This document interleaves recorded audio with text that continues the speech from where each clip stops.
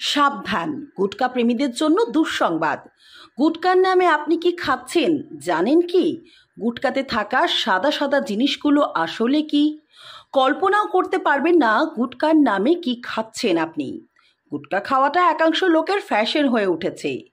10-10টি গুটকার প্যাকেটে না খেলে একাংশ লোকের দিনই কাটে না।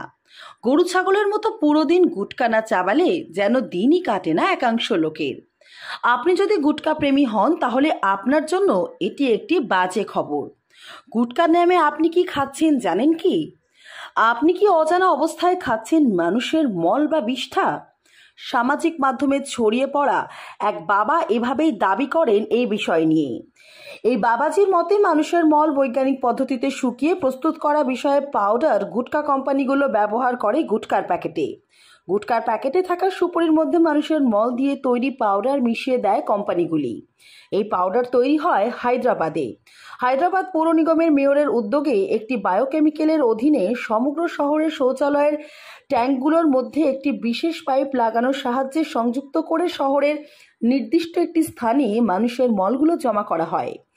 জমা হওয়া মানুষের এই মলে রাসায়নিক পদার্থ লিকুইড ক্লোরিন ব্যবহার করে হলুদ রঙের মলটিকে সাদা রঙে পরিণত করার সঙ্গে দুর্গন্ধ সরিয়ে দেওয়া হয়।